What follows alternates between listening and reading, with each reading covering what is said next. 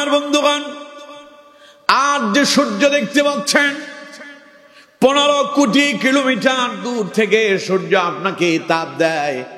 কিয়ামতের কঠিন ময়দানে ওই সূর্য আপনার মাথার সন্নিকটে আসবে। নবী করিম সাল্লাল্লাহু আলাইহি ওয়াসাল্লাম বলছেন, ইযা কানা ইয়াউমুল কিয়ামাতি উদনিয়াতিশ শামসু মিনাল ইবাদি হাত্তা তাকুনা কিদা মিলিন আও ইসনাইন। নবীজি বলছেন, কিয়ামতের দিন আল্লাহ রাব্বুল আলামিন ওই যে লক্ষ কোটি কিলোমিটার দূরে যে সূর্য তোমরা দেখতে পাচ্ছ, কিয়ামতের দিন আল্লাহ রাব্বুল আলামিন ওই সূর্যটাকে টান মেরে মানুষের মাথার সন্নিকটে নিয়ে আসবেন। ওটার দূরত্ব থাকবে 1 থেকে 2 মাইল দূরত্বে সূর্য অবস্থান করবে। কোন তো দেখি অবস্থা তখন ভালো হবে না খারাপ হবে? সবাই বলতে হবে ভালো না খারাপ? আজ 15 কোটি কিলোমিটার দূর থেকে এই সূর্য যখন তাপ দেয়, চৈত্র মাসে যখন জমিনের ভেতরে আপনি চাষাবাদ করতে যান, রিক্সা চালক যখন রিক্সা চালাতে যায়, ভ্যান চালক যখন ভ্যান চালাতে যায়, মাঝে মধ্যে ঘামিয়ে যায়, হাবিয়ে যায়। এমন অসংখ্য মানুষ আছে ওই সূর্যের তাপে জমিনের ভেতরে কাজ করতে করতে অচেতন আর বেহুশ হয়ে পড়ে যায়, ঠিক কিনা? তাহলে কোন তো এই সূর্য এখন কত কিলোমিটার দূরে আছে? 15 কোটি কিলোমিটার দূর। এত দূর থেকে এটা যখন তাপ দিল, জমিনে আপনি বেহুশ হয়ে পড়ে গেলেন। এবার দিনের কথা বাদ দেন, রাত্রিবেলায় সূর্য কি থাকে? কথা বলে না কেন? সূর্য থাকে? রাতে সূর্য থাকে না। চৈত্র মাসে প্রচন্ড গরম, রাত্রিবেলায় লোডশেডিং হলো, বিদ্যুৎ চলে গেল। এবার কম তো দেখি ওই রাত্রিবেলায় কি আপনার কাছে ঠান্ডা লাগে না গরম লাগে? সূর্য তো নাই। মাঝখানে বিগত 16 বছর যারা রাষ্ট্র চালালো, রাষ্ট্রটারে এমন ভাবে লুটপাট করছে, শেষ পর্যন্ত আর কয়লা আনতে পারে না, তাই বলে দেশে আর বিদ্যুৎও পাওয়া যায় না, ঠিক না? কি এক সংকট দেখা দিল। এখন সংকট কেন হইছে? ওনারা বলতেছেন ডলারের সংকট। ডলার থাকবে কি করে? সব ডলার তো নিজের আত্মসাৎ করেছিল, ঠিক কিনা? আর এই কথাগুলো বলার কারণে অসংখ্য আলেমদের মুখের সামনে থেকে মাইক তারা কেড়ে নিয়েছিল। কিন্তু এরপরে তাদেরকে যিনি কেড়ে নিলেন তিনি কে? আরো জোরে বলেন, তিনি কে? সুতরাং আমার বন্ধুগণ, যখন লোডশেডিং শুরু হলো, লোকজন তখন রাস্তায় নামলো। রাজপথে নাইবা তারা মিছিল করতেছে, মিটিং করতেছে। কারণ সারাদিন তো কাজে থাকে, রাতে অন্তত একটু আরামে ঘুমাবে। সেই রাতে যদি কারেন্ট না থাকে, বিদ্যুৎ না থাকে, তাহলে আর ঘুম হয় না। তাই লোকজন মিছিল আর মিটিং করতেছে। দুনিয়াতে দিনের বেলায় সূর্য উঠলো, সেই সূর্য রাত্রিবেলায় ডুবে গেল। রাত্রিবেলায় লোডশেডিং হওয়ার পরে আপনি গরম সহ্য করতে পারেন না, সরকারের বিরুদ্ধে আন্দোলন করতেছেন। অন্তত রাত্রিবেলায় যদিও সূর্য নাই, বিদ্যুৎ নাই, অনেকের ঘরে চার্জার ফ্যান আছে না নাই? আবার যার কাছে চার্জার ফ্যান নাই তার কাছে একটা হাত ফাঁকা হইলেও আছে। কোনো না কোনো ভাবে গরমটাকে মোটামুটি নিয়ন্ত্রণে আনতে পারবেন। কিন্তু কিয়ামতের ময়দানে চার্জার ফ্যানের কোনো ব্যবস্থা আছে? বিদ্যুৎ, কথা কয় না, বিদ্যুৎ, হাত পাখা যাবেন কই? কিয়ামতের কঠিন ময়দান দেখে কাফেররা তখন আফসোস করে বলবে, ইয়া লাইতানি কুনতু তুরাবা। আহারে আজ যাবো কোথায়, পালাবো কোথায়? পালানোর তো আজ কোনো পথ খুঁজে পেলাম না, আজ পালানোর কোনো পথ নাই। যদি মাটিটা ফেটে যেত, মাটির ভেতরে ঢুকে যেতাম, অথবা ইয়া লাইতানি কুনতু তুরাবা, আহারে আমি যদি মাটির সঙ্গে মিশে যেতাম। আফসোস করবে, কিন্তু সেই দিন মাটির সঙ্গে মেশাটা মোটেও সম্ভব হবে না, ঠিক কিনা? সুতরাং আমার বন্ধুগণ, চিন্তা করেন, দুনিয়ার এই চৈত্র মাসের সূর্যের তাপ রাত্রিবেলায়, দিনের বেলায় সূর্য তাপ দিয়ে চলে গেল, রাত্রিবেলায় সূর্যের কোনো আলো ছিল না। আপনি আপনার ঘরের ভেতরে আছেন, বিদ্যুৎ চলে যায়, লোডশেডিং দেখা দেয়, আপনার অবস্থা এত মারাত্মক হয়ে যায়, হাত পাকাও কাজ হয় না, সারা শরীর থেকে ঘাম বেরোতে থাকে। এবার চিন্তা করেন, ওই সূর্য যখন কিয়ামতের কঠিন ময়দানে আপনার মাথার উপরে 1 থেকে 2 মাইল দূরত্বে থাকবে। ওই দিনকার অবস্থাটা ভালো হবে না খারাপ হবে? নবী করিম সাল্লাল্লাহু আলাইহি সাল্লাম বলছেন কেমন খারাপ হবে? আল্লাহ নবী বলছেন ফাতাসহারুহুমুশ শামসু ফায়াকুনুনা ফিল আরাকি বিকদরি আমালিহিম। কিয়ামতের দিন সূর্য মানুষদেরকে গলিয়ে দেবে, সূর্য মানুষের শরীরটারে গলায়া দিবে, জ্বালায়া দিবে। অবস্থা এত ভয়ানক হবে। নবী করিম সাল্লাল্লাহু আলাইহি সাল্লাম বলছেন অপরাধীদের অপরাধ অনুযায়ী মানুষ ঘামের ভেতরে হাবুডুবু খেতে থাকবে। কারো বা ঘাম এসে যাবে পায়ের গোড়ালি পর্যন্ত, কারো হাঁটু পর্যন্ত, কারো বা বুক পর্যন্ত, কারো বা নাকের ডগা এসে যাবে আর ঘামের ভিতরে হাবুডুবু খেতে থাকবে। অবস্থা অত্যন্ত ভয়ানক হবে। দুনিয়া একটু ঘামাইলে পরে পাশে আপনার যদি স্ত্রী থাকে আসল দিয়া মুছে দেয়, ঠিক কিনা? কথা বলেন ঠিক কিনা? আর তাও যদি না হয়, আমরা এই যে দেখেন আজকে এখানে টিস্যু দেওয়া হইলে, বললাম না একটু পরে আমার ঘাম বেরোবে, অলরেডি বের হওয়া শুরু হয়েছে, তো এটা মুছবো কি দিয়া? কিয়ামতের ময়দানে টিস্যু দিয়ে কাজ হবে না, পাবেই না। মুছবেন কি? ঘাম এত পরিমাণ বের হবে। নবী করিম সাল্লাল্লাহু আলাইহি ওয়াসাল্লাম বলছেন ফামিনহুম মান ইয়াখুযুহু ইলা আকিবাইহি। সেই ঘাম কারো টাকনো পর্যন্ত ডুবে যাবে, নিজের শরীরের ঘামে কারো টাকনো পর্যন্ত কি ডুবে যাবে। আল্লাহ নবী বলছেন ওয়ামিনহুম মান ইয়াখুযুহু ইলা রুকবাতাইহি। কোন অপরাধীর শরীর থেকে এত বেশি পরিমাণ ঘাম বের হবে, নবীজি বলেন কারো বা হাঁটু পর্যন্ত ঘামের ভেতরে ডুবে যাবে। আল্লাহ নবী বলছেন ওয়ামিনহুম মান ইয়াখুযুহু ইলা হাকওয়াইহি। আর কারো অপরাধ অনুযায়ী শরীর থেকে এর চাইতে আরো বেশি ঘাম বের হবে, নিজের ঘামটা নিজের কোমর পর্যন্ত এসে কোমর পর্যন্ত ডুবে যাবে। ওয়ামিনহুম মান ইউলজিমুহু ইলজামা। নবীজি বলছেন সে কিয়ামতের দিন কোন অপরাধীর শরীর থেকে এত বেশি পরিমাণ ঘাম বের হবে, ওই ঘাম তার নাকের ডগা এসে লাগামের মতো বেষ্টনী দিয়ে দেবে। এবার কোনটা দিকে অবস্থা ভালো না খারাপ? আরো জোরে বলতে হবে ভালো না খারাপ? সেই কিয়ামতের কঠিন ময়দান, সূর্যের তাপে মানুষের শরীর থেকে ঘাম বের হচ্ছে, কারো বা টাকনো পর্যন্ত ডুবে গেল, কারো বা হাঁটু পর্যন্ত ডুবে গেল, কারো বা কোমর পর্যন্ত ডুবে গেল, কারো বা নাকের ডগায় এসে গেল। আমার বন্ধুগণ, প্রিয় ভাই সাহেব, সে কিয়ামতের কঠিন ময়দানে লোকেরা পালানোর জন্য আশ্রয় খুঁজতে থাকবে, কোনো আশ্রয় থাকবে না। শুধুমাত্র একটাই আশ্রয়স্থল, আল্লাহ পাকের আরশে আজিমের ছায়া ছাড়া সেই দিন আর কোনো ছায়া খুঁজে পাওয়া, কথা বলে না কেন, খুঁজে পাওয়া যাবে না। আমার বন্ধুগণ, সে কিয়ামতের কঠিন ময়দানে আল্লাহর আরশে আজিমের ছায়া তলে আপনারা আশ্রয় পেতে চান? সবাই বলতে হবে পেতে চান? আচ্ছা, চান না কারা কারা হাত তোলেন। হ্যাঁ, 2 জন হাত উঠেছে, তাড়াতাড়ি নামায় ফেলছে, বুঝতে পারছে যে না, মেসেজ মনে হয় যে ভুল বুঝতে পারছে। আমার বন্ধুগণ, কিয়ামতের কঠিন ময়দানে আমরা সকলেই চাই দয়াময় আল্লাহ রাব্বুল আলামিনের আরশে আজিমের ছায়া তলে একটু আশ্রয়, ঠিক কিনা? জোরে বলেন ঠিক কিনা? এখন হয়তো অনেকে ভাবতেছেন হুজুর আশ্রয় না পাইলে কি আর হবে এমন। সেই দিন বোঝা যাবে কেমন যে মজা লাগবে, মজা টের পাওয়া যাবে সেই দিন, কিন্তু সেই দিন পালানোর কোনো পথও থাকবে না। আমার বন্ধুগণ, সেই দিন আল্লাহ পাক তার নবীকে শোনায় দিলেন, নবী আপনি আপনার উম্মতদেরকে জানায়া দেন 7 শ্রেণীর মানুষদেরকে আমি আল্লাহ পাক কিয়ামতের ময়দানে আমার আরশে আজিমের ছায়া তলে আশ্রয়ের জন্য সুব্যবস্থা করে দেব। চিল্লায় পড়েন সুবহানাল্লাহ। সেই 7 শ্রেণীর লোক কারা হবে? নবী করিম সাল্লাল্লাহু আলাইহি সাল্লাম বলছেন ইমামুল আদিল।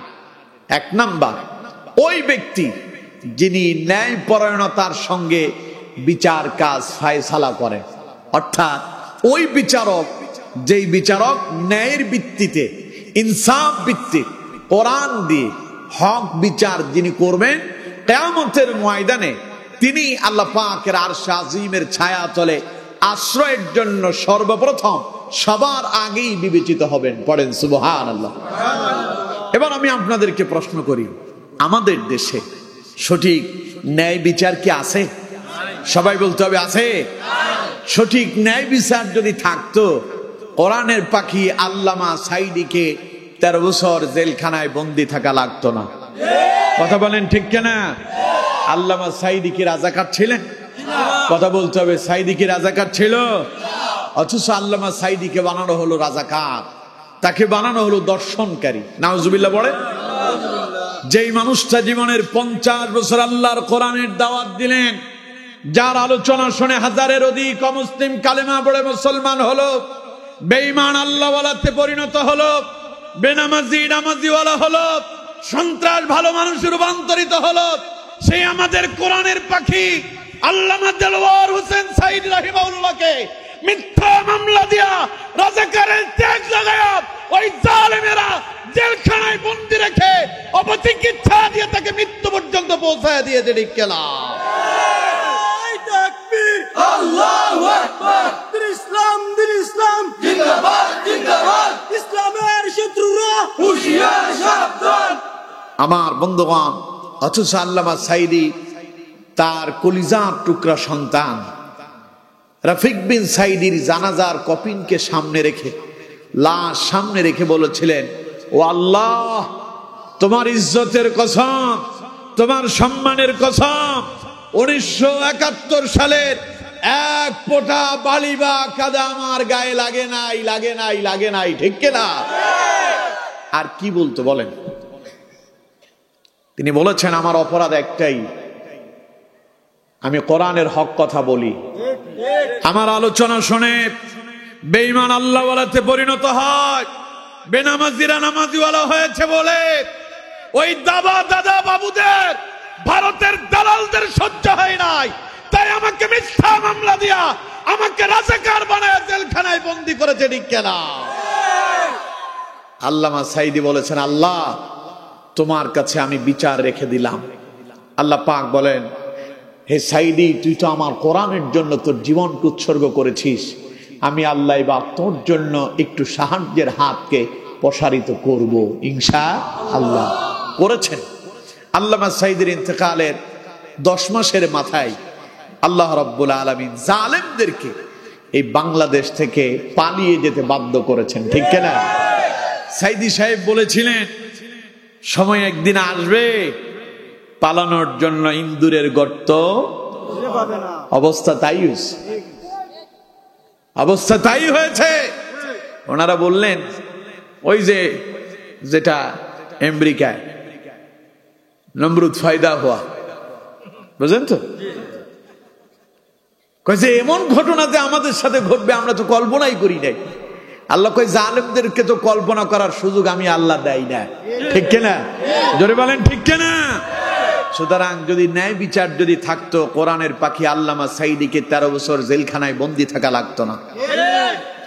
যদি কোরআনের বিচার যদি থাকতো, ন্যায় বিচার যদি থাকতো, এই বাংলাদেশের আলেমদেরকে দিনের পর দিন, বছরের পর বছর, মাসের পর মাস জেলখানায় বন্দী জীবন যাপন করা লাগতো না। ঠিক কিনা? অথচ আমার বন্ধুগণ, আল্লামা সাঈদী যখন বিচারের কাঠগড়ায় দাঁড়িয়েছিলেন, তখন তিনি এজলাসে দাঁড়িয়ে বিচারকদের উদ্দেশ্যে বলেছিলেন, সম্মানিত বিচারকগণ, আপনাদের কাছে আমার একটি বার্তা। সেই বার্তা হলো এই, নবী করিম সাল্লাল্লাহু আলাইহি ওয়াসাল্লাম বলছেন, কিয়ামতের কঠিন ময়দানে আল্লাহ পাক 7 শ্রেণীর মানুষদেরকে তার আরশ আজিমের ছায়াতলে আশ্রয় দান করবেন। তার ভেতরে 1 নম্বর হলো ইমামুল আদিল, যিনি ন্যায়সঙ্গত বিচার কাজ করবেন। আপনাদের প্রতি আমার বিনীত আবেদন, আপনারা ন্যায় বিচার করবেন এবং কিয়ামতের ময়দানে আল্লাহর আরশে আজিমের ছায়াতলে আশ্রয়ের ব্যবস্থা পাবেন। আমি আশা করি আপনারা সেই সুবর্ণ সুযোগটাকে আপনারা হাতছাড়া করবেন না। কিন্তু জালেমরা এর পরেও বুঝতে পারেনি, আল্লামা সাঈদীর বিরুদ্ধে মিথ্যা রায় দিয়েছিল। ঠিক কিনা?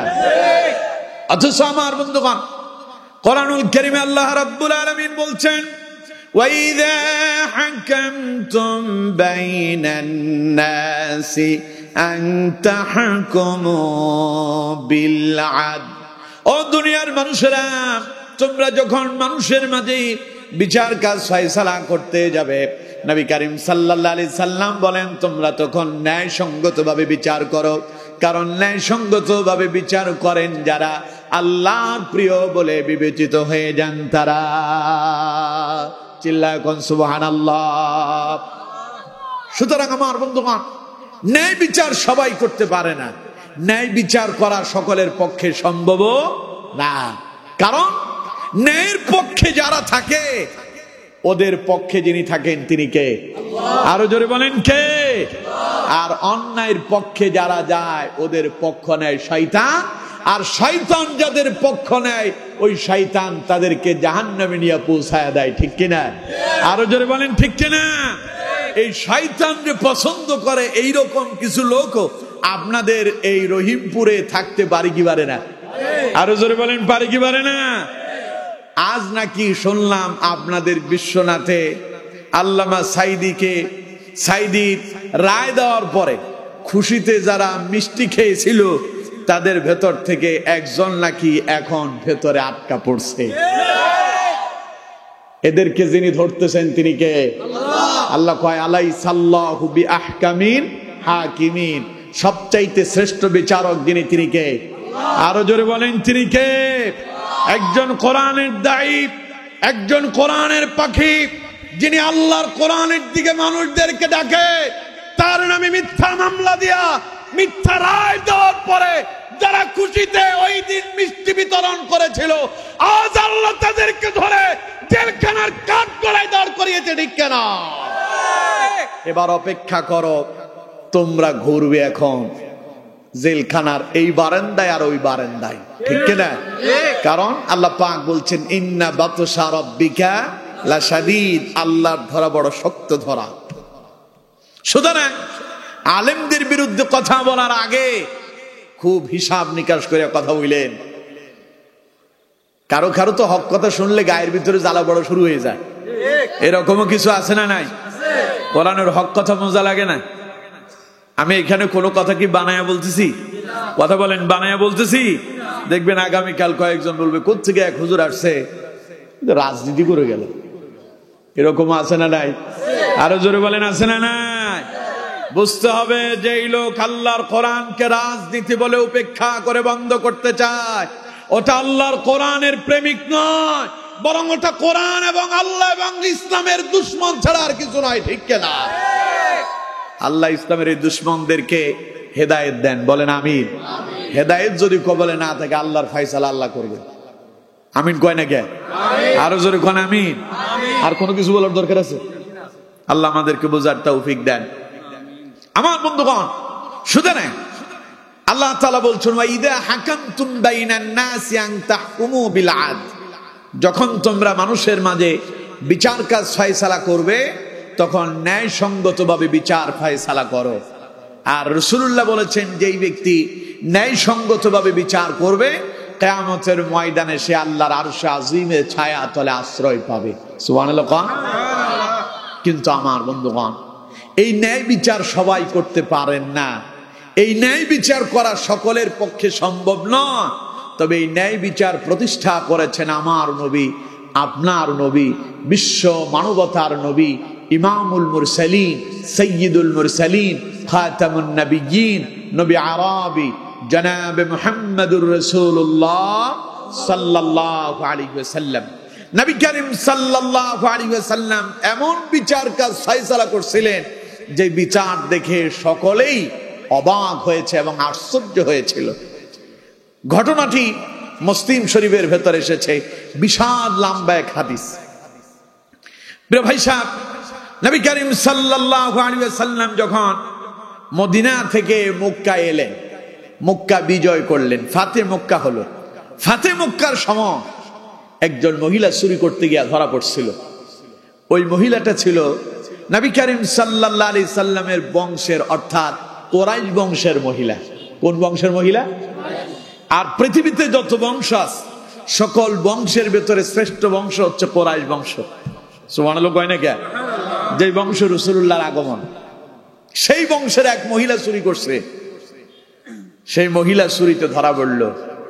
নবী করিম সাল্লাল্লাহু আলাইহি সাল্লাম হলেন জাস্টিস, রাসূলুল্লাহ হলেন বিচারক। নবীর আদালতে যদি কোনো বিচার আসে সেটা কি কোরআন হাদিসের বাইরে হবে? কথা বলেন, কোরআন হাদিসের বাইরে হবে? এখন কোন তো দেখি চুরির শাস্তি কি কোরআনে আছে না নাই? আরো জোরে বলতে হবে, আছে না নাই? চুরির শাস্তি কি? 2-3 জন বলছে, বাকিরা মনে হয় জানে না। চুরির শাস্তি কি? কোন হাত? কোন হাত? কোরআন থেকে শুনুন, আল্লাহ পাক বলছে, والسارق والسارقة فقطعوا أيديهما جزاء بما كسبا نكالا من الله। চিল্লায় পড়েন আল্লাহু আকবার।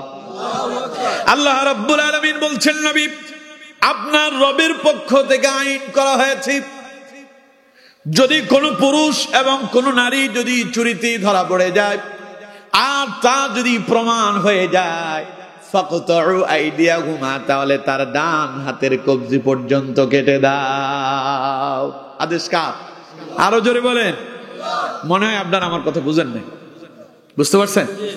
এতজন লোক যদি কয় আল্লাহর, আওয়াজটা এত আস্তে হওয়ার কথা না। চিল্লা, এখন তো আদেশ কার? এখন আল্লাহর এই আদেশ কার্যকর করবেন তার নবী, আল্লাহর হাবিব, আল্লাহর বন্ধু মুহাম্মদুর রাসূলুল্লাহ সাল্লাল্লাহু আলাইহি ওয়াসাল্লাম। মহিলা কুরাইশ বংশের মহিলা, উচ্চ বংশের মহিলা, এই মহিলা চুরিতে ধরা পড়ছে, মহিলার হাত কেটে দেওয়া হবে। এটা কি সম্মানের না অপমানের? অপমানজনক কথা। মনে করেন রহিমপুরে একজন মানুষ চুরিতে ধরা পড়ছে, এই ঘটনা চলে গেল বিশ্বনাথে। বিশ্বনাথে বাজারে অর্থাৎ শহরে খবর পৌঁছালো, রহিমপুরে এক চোর ধরা পড়ছে, চোরের ধইরা খুঁটির সঙ্গে বাইন্দা পিটানো হইতেছে, আর সেই চোর রহিমপুরের। কন্ত এটা রহিমপুরের লোকজনের জন্য সম্মানের না অপমানের? সাহাবায়ে কেরাম টেনশনে বললেন, নবীর বংশের মহিলা চুরি করছে, নবী করিম সাল্লাল্লাহু আলাইহি সাল্লামের আদালতে এর অভিযোগ দায়ের হয়েছে, মামলা দায়ের হয়েছে, নবীজি এটার শাস্তি প্রদান করবেন, রাসূলুল্লাহ এর রায় কার্যকর করলে তো কোরআন দিয়েই করবেন, সুতরাং এই মহিলার যদি হাত কেটে দেওয়া হয় কুরাইশ বংশের সম্মান নষ্ট হয়ে যাবে। তাই সাহাবায়ে কেরাম টেনশনে পড়ে গেলেন, চিন্তায় পড়ে গেলেন, কিভাবে কুরাইশ বংশের সম্মান রক্ষা করা যায়। কয়েকজন সাহাবী পরামর্শে বসলেন, কি করে রাসূলুল্লাহর কাছে এই মহিলার জন্য সুপারিশ করা যায়। কেউ সাহস করতেছে না, কে যাবে? কারণ রাসূলুল্লাহর সামনে দাঁড়ায় একজন অপরাধীর জন্য সুপারিশ করাটা এটা কোনো স্বাভাবিক ব্যাপার হতে পারে না, ঠিক কিনা? তাই তারা মনে মনে চিন্তা করলো, কারে দিয়ে কাজটা সম্পূর্ণ করা যায়। এমন একজন সাহাবীকে তারা যাচাই বাছাই করলো, যাকে নবী করিম সাল্লাল্লাহু আলাইহি সাল্লাম খুব আদর করেন, মুহাব্বত করেন। নাম হলো হযরতে উসামা ইবনে যায়েদ রাদিয়াল্লাহু তাআলা আনহু, যিনি ছিলেন রাসূলুল্লাহর নাতি। কেমন নাতি? যার বাপের নাম হলো যায়েদ। যায়েদ হলেন সেই সাহাবী যিনাকে নবী করিম সাল্লাল্লাহু আলাইহি সাল্লাম পালক পুত্র হিসেবে লালন পালন করছিলেন। নাম হচ্ছে হযরতে যায়েদ ইবনে হারেসা রাদিয়াল্লাহু তাআলা আনহু। সেই যায়েদ ইবনে হারেসা রাদিয়াল্লাহু তাআলা আনহুর সন্তানের নাম ওসামা। কি নাম বললাম? সবাই বলেন কি?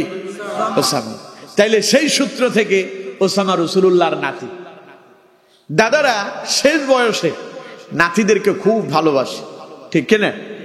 দাদার সামনে মায়ে তার সন্তানদের পিটাইতে পারে, কথা কয় না, পিটাইতে পারে, বকাঝকা করতে পারে। আমার আব্বা ইন্তেকাল করেছেন, ইন্না লিল্লাহি ওয়া ইন্না ইলাইহি রাজিউন, 4 বছর হলো। এখন মা কিন্তু এখনো বেঁচে আছে। তো আমার মিসেস মাঝে মধ্যে আমার বাচ্চাদেরকে শাসন করে।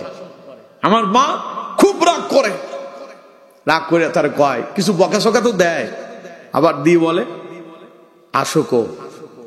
কে আসুক? মানে আমি আসলে আমার সব বলবে।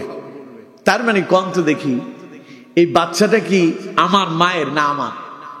আমার, তার নাতি। কিন্তু কলিজার ভেতরে স্পেশাল একটা ভালোবাসা আছে, রক্তের কানেক্টেড আছে। সুবহানাল্লাহ হয় নাকি? আমার বাবা যখন আমাদেরকে শাসন করতেন, বকাঝকা করতেন, মাঝে মধ্যে উত্তম মাধ্যম দিতেন, আমার দাদু দেখতাম পেছন দিক দিয়ে আইসা আমার বাবার পেছনে শুরু করছে। মারিস কেন? ওরা ছোট মানুষ, ওরা কেউ বুঝে? মাঝে মধ্যে মেরে ফেল মেরে ফেল। আবার বলতেছে কিয়ামতের দিন দেখবি তোর বিরুদ্ধে ওরা আল্লাহর কাছে বলবে মারছর। আমার বন্ধুগণ, এগুলো হলো ভালোবাসা। এগুলো কি কথা বলেন? এগুলো কি? এখন হযরতে যায়েদ এতিম ছিলেন, বাপ ইন্তেকাল করেছিলেন জিহাদের ময়দানে। ইতিহাস আপনারা কিন্তু অনেকেই জানেন। আমার বন্ধুগণ, নবী করিম সাল্লাল্লাহু আলাইহি সাল্লাম নাতি ওসামাকে খুব পছন্দ করতেন, ভালোবাসতেন, মোহাব্বত করতেন, কাছে টানতেন। সাহাবায়ে কেরাম চিন্তা করলো রাসূল তো ওসামারে খুব ভালোবাসে, পছন্দ করে, কাজটা ওসামারে দিয়েই হবে। তাই সকলে মিলা ওসামাকে, যেই চিন্তা সেই কাজ, তুমি রাসূলুল্লাহর কাছে যাবে আর এই মহিলার জন্য সুপারিশ করবে। আমার বন্ধুগণ, হযরত ওসামা নবী করিম সাল্লাল্লাহু আলাইহি সাল্লামের দরবারে এলেন। রাসূলুল্লাহকে বললেন, ইয়া রাসূলুল্লাহ সাল্লাল্লাহু আলাইহি সাল্লাম, হুজুর আপনি জানেন নাকি আজ যে মহিলা চুরিতে ধরা পড়ছে উনি কে? নবীজি বললেন, কে? হযরত ওসামা বললেন, ইয়া রাসূলুল্লাহ ওটা তো আপনার কুরাইশ বংশের মহিলা। নবীজি বলেন, তাতে কি হয়েছে? হযরত ওসামা বললেন, ইয়া রাসূলুল্লাহ মহিলা তো একটা সম্মানিত বংশের মহিলা, এই মহিলার কিছু মুক্তিপণ নেয়া, মহিলার হাত কাটা থেকে তাকে কি মুক্তি দেওয়া যায় না? কথাটা শোনার সঙ্গে সঙ্গে বিশ্বনবী রাসূল করিম সাল্লাল্লাহু আলাইহি সাল্লামের চেহারাটা মলিন হয়ে গেল। নবীজি মনে কষ্ট পেলেন। হযরত ওসামার দিকে তাকায় নবীজি বললেন, ওসামা রে, কোরআনুল কারীমে আল্লাহ তাআলা যে রায় দিয়েছেন, আল্লাহর আইনের বিরুদ্ধে কি করে তুমি আমার কাছে সুপারিশ করতে এসেছো? হযরত ওসামা নবীজির চেহারার দিকে তাকালেন। চেহারা দেখে রাসূলুল্লাহর জবান থেকে এই কথা শুনতে পেয়ে ওসামা বুঝতে পারলেন কাজটা ওসামা ঠিক করেন নাই।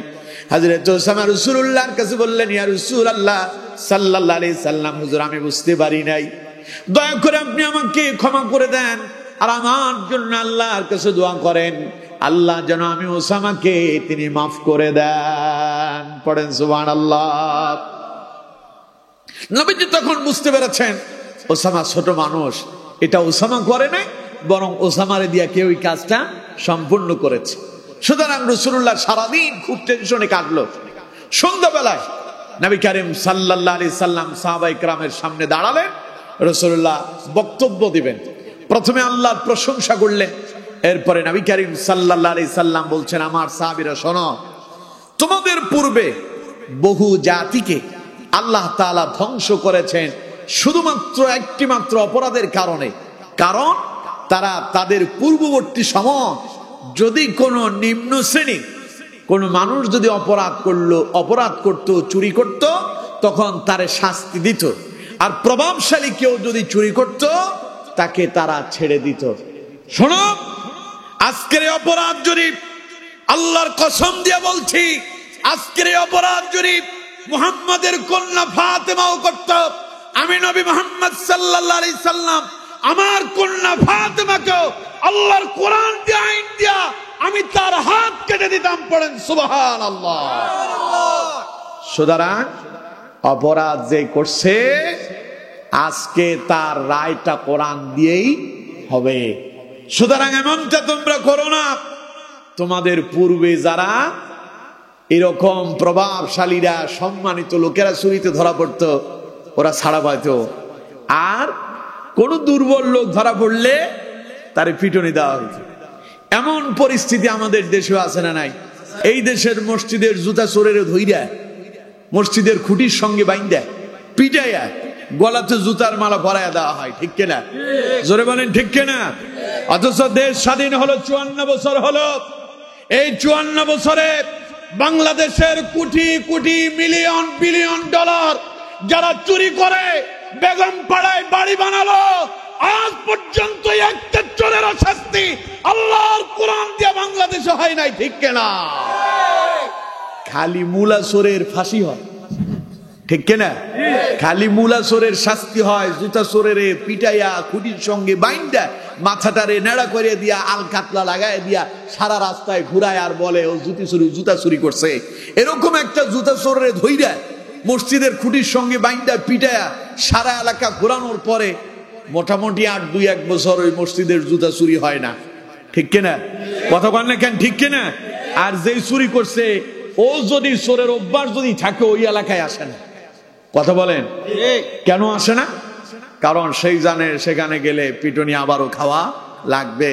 কিন্তু আমার বন্ধুগণ, মসজিদের জুতা চোরের পিটাইয়া জুতা চোর চুরি বন্ধ করা যায়, কিন্তু রাষ্ট্রের এই চোরদেরকে, যারা রাষ্ট্রের সম্পদ চুরি করলো, দেশের অর্থ যারা চুরি করে, বিলিয়ন বিলিয়ন ডলার চুরি করে, যারা ডুপ্লেক্স বাড়ি বানালো, 10 তলা বিল্ডিং বানালো, রাষ্ট্রের টাকা চুরি করে BMW নিয়ে ঘুরে বেড়ায়, এসির ভিতরে ঘুরে বেড়ায়, রাষ্ট্রের টাকা চুরি করে বিদেশে পাচার করে বেড়ায়, ওদেরকে যদি ধরে যদি আইনের আওতায় এনে কোরআন দিয়ে শাস্তি দেওয়া যেত, বিশ্বাস করেন বাংলাদেশ বহু আগে সোনালী রাষ্ট্রেই পরিণত হতো। ঠিক কিনা?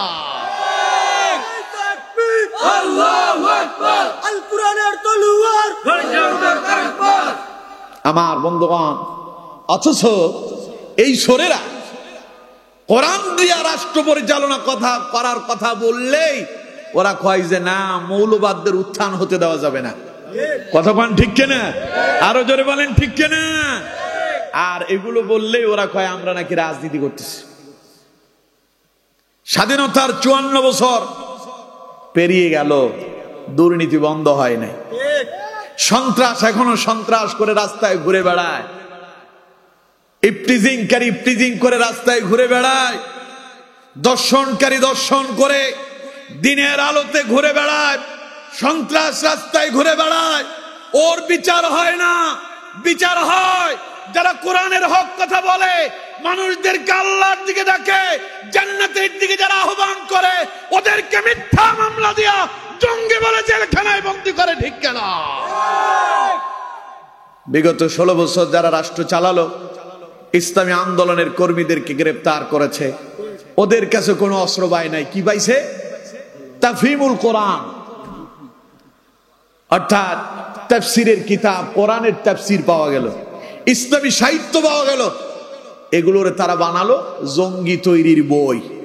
ঠিক কিনা? জোরে বলতে হবে ঠিক কিনা? কোরআন দিয়ে কি জঙ্গি তৈরি হয়? আপনারা কথা বললেন না কেন? কোরআন দিয়ে কি জঙ্গি তৈরি হয়? কোরআন দিয়ে সন্ত্রাস নির্মূল হয়। নবী করিম সাল্লাল্লাহু আলাইহি সাল্লাম যখন মক্কায় এলেন, গোটা জাহিলিয়াতের সমাজ ছিল বর্বরতা আর অন্ধকারে নিমজ্জিত। মানুষ মানুষকে মানুষই মনে করতো না, জীবন্ত একজন আরেকজনকে হত্যা করত। আরে একজন আরেকজনের কথা বাদ দেন, নিজের আপন বাপ তার কন্যাকে জীবন্ত মাটিতে পুঁতে ফেলতো। ঠিক কিনা?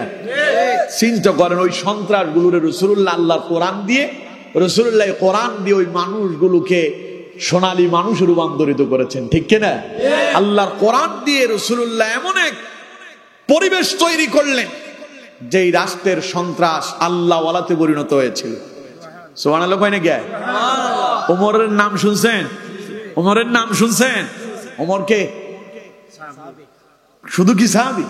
ইসলামের দ্বিতীয়তম খলিফা, অদ্য পৃথিবী যিনি শাসন করেছেন। সুবহানাল্লাহ কয় না কে? বাংলাদেশের রাষ্ট্রপতি হইলে, বাংলাদেশের প্রধানমন্ত্রী হইলে চোখ কপালে উঠে যায়, অথচ মানচিত্রে খুবই ছোট। মানচিত্রে কি খুবই ছোট, খালি চোখে দেখাই যায় না, বাংলাদেশ খুঁজেই পাওয়া যায় না। এই ছোট্ট একখান মানচিত্রে প্রধানমন্ত্রিত্ব পায়া কি ঘাড় মোটা হইছে। একজন কয় খেলা হবে, আরেকজন কইলো শুরু যে করছে ও কয় খেলা হবে। আমি তো বাপরে বাপ, শরীরের ফিটনেস দেখা বোঝা যায় আসলে খেলতে পারবে। ওরে নকল কইরা আরেকজন সাইড আলিফ টান দিয়া কয় খেলা হবে।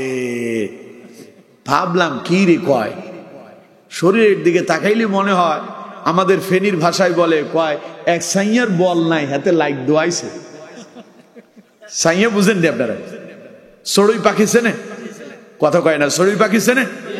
একটা কয়েক কেজি হবে, কয়েক মন, কতটুকু হইতে পারে? 100 গ্রাম, সর্বোচ্চ 150-200 গ্রাম হইতে পারে। তো ওর শরীরে অনেক গোশত আছে নাকি? তো এই জন্য ফেনীর ভাষায় চড়ুই পাখিরে কয় সাইয়া। কি কয়? তো বলতেছে এক সাইয়ার বল নাই, মানে এক চড়ুই পাখির শক্তি গায়ের ভেতরে নাই, ও আবার আসে লাগতে। মারামারি করতে আসে। তো ফেনীর ভাষায় কয় এক সাইয়ার বল নাই হাতে লাইক দোয়াইছে।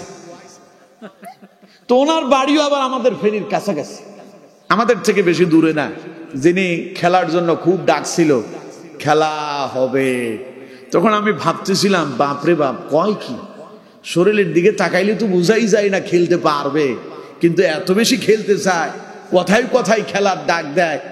খেলা কিন্তু যেদিন রেডি হইল একটাও আর এলো না, ঠিক না? সুতরাং যারা ক্ষমতা পায়া, ছোট্ট মানচিত্রের ক্ষমতা পায়া বাহাদুরি দেখাও, ও পৃথিবীর জনগণ তাদের দিকে তাকায় দেখো, অহংকার কারো চিরকাল থাকে না, ক্ষমতা চিরস্থায়ী হয় না। অহংকার যারা দেখায় এক মুহূর্তের ভেতরে আল্লাহ চাইলে নাস্তানাবুদ করে দেন, ঠিক না? এক মুহূর্তের ভেতরে পালায় গেল। ওদেরকে কেউ দৌড়াইছে? দৌড়াইছে? কে যে কোন দিক দিয়ে গেল খুঁজেই পাওয়া গেল না, কে যে কোথায় আছে আল্লাহই ভালো জানে। আচ্ছা কন তো, চোর পুলিশ দেখলে কি দাঁড়ায় থাকে? সন্ত্রাস একটা রাস্তা দিয়ে যাচ্ছে, পুলিশের গাড়ি যাচ্ছে, ও অটোমেটিক দৌড়ায়, কারণ সেই জানে সে অপরাধী, ঠিক কিনা? 16 বছর জনগণের উপরে এমন ভাবে তারা নির্যাতন, নিপীড়ন আর জুলুম অত্যাচার করছে, ওদেরকে কেউ দৌড়ানো লাগে নাই, নিজেরাই দৌড়ানো শুরু করছে, কারণ নিজের অপরাধ নিজেরে দৌড়াইতেছে, ঠিক কিনা? কথা বলেন ঠিক কিনা? এই ছোট্ট মানচিত্রের ক্ষমতা ভাইয়া কি বাহাদুরি! আর হযরত ওমর ছিলেন অদ্য পৃথিবীর শাসক, অদ্য পৃথিবীর প্রেসিডেন্ট ছিলেন হযরত ওমর ইবনুল খাত্তাব রাদিয়াল্লাহু তাআলা। সুবহানাল্লাহ কয় না কে? সে ওমরের ইতিহাস জানেন? ওমর ইসলাম কবুলের আগে রাসূলুল্লাহর হত্যা করার জন্য তরবারি নিয়ে আসছে, অথচ রাসূলুল্লাহর হত্যা করার জন্য আবু জাহেলও চেয়েছিল, আবু লাহাবও চেয়েছিল, উতবা সাইবারা সবাই চেয়েছিল, কেউ কিন্তু ডাইরেক্ট রাসূলুল্লাহর হত্যা করার জন্য সামনে এগিয়ে আসে নাই, পেছন থেকে চেষ্টা চালাইছে। ওমর ডাইরেক্ট হত্যা করতে গেছে।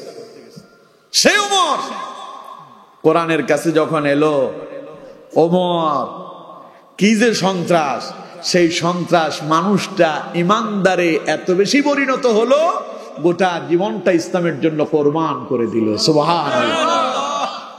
সুতরাং আমার বন্ধুগণ, আল্লাহর কোরআন দিয়ে যদি রাষ্ট্র পরিচালনা করা যায়, আল্লাহর কোরআন দিয়ে যদি কোন পার্লামেন্ট পরিচালনা করা যায়, ওই পার্লামেন্টে শান্তি ছাড়া অশান্তি আসতে পারে না, ঠিক কিনা?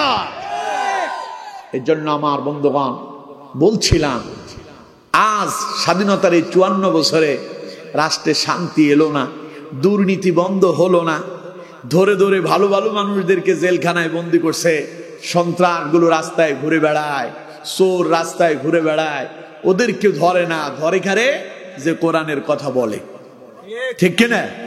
কত মসজিদের ইমামের চাকরি গেল 16 বছরে, তার হিসাব নাই। মাওলানা সাহেবরা ভয় কথাই বলতে পারতেন না।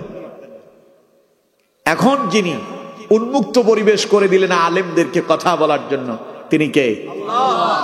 এই মুহূর্তে যদি কোনো আলেম মসজিদের মিম্বারে বসে কোরআনের হক কথাকে যদি গোপন রাখে, কোরআনের হক কথা যদি না বলে, কোরআন দিয়ে পার্লামেন্ট চালানোর কথা যদি না বলে, ইসলামকে প্রতিষ্ঠার কথা যদি কোনো আলেম মসজিদের মিম্বারে বসে না বলে, বুঝতে হবে ওটা বোবা শয়তান, ওটা আল্লাহর কোরআনের কথাকে লুকিয়ে ফেলতে, ঠিক না? কারণ আল্লাহ তাকে কিয়ামতের দিন ধরবে, আমি তোর জন্য উন্মুক্ত পরিবেশ করে দিলাম, কেন তুই কোরআনের কথা বললি না? বাঁচার উপায় আছে? কথা বলে না কেন? বাঁচার উপায় আছে?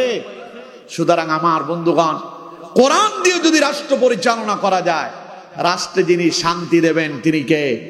চিল্লায় বলতে হবে, তিনি কে? জামাত ইসলামের সম্মানিত আমির, সাবেক চেয়ারম্যান, কি নাম? নিজামউদ্দিন সিদ্দিকী সাহেব, তিনি আমাদের মাঝে এসেছেন। পড়েন আলহামদুলিল্লাহ। আল্লাহ তাকে দ্বীনের জন্য, ইসলামের জন্য, ইকামতে দ্বীনের পথে দীর্ঘ সময়ের জন্য কবুল আর মঞ্জুর করেন। পড়েন আমিন। আল্লাহ তার হায়াতের মাঝে বরকত দান করেন। আমরা পড়ি আমিন। এই যে আজকে আমরা ওনাদেরকে পাশে পাই, 16 বছর পাই নাই। ডানে বামে যারা থাকতো, মুখের দিকে তাকালেও মুসলমান না হিন্দু তা বোঝাও যেত, ঠিক কিনা? এমন এমন অনেক মাহফিলে, এমন এমন অনেক মাহফিলে পেয়েছি, মাহফিলের সভাপতি হয়েছে মহিলা, মাহফিলের অতিথি হয়েছে মহিলা, কারণ তিনি তো নেতা। তিনি কি ওই একজন বলছিল না, উনি তো মুহাদ্দিস, সিয়াসিত্তার হাফেজ, অথচ এমন এক গান সে গাইলো যেটা দিয়া গোটা যুবক যুবতীদের চরিত্র নষ্ট হয়েছে, ঠিক কিনা? আর গানটা আমি আর নাই আপনাদেরকে বললাম আর কি।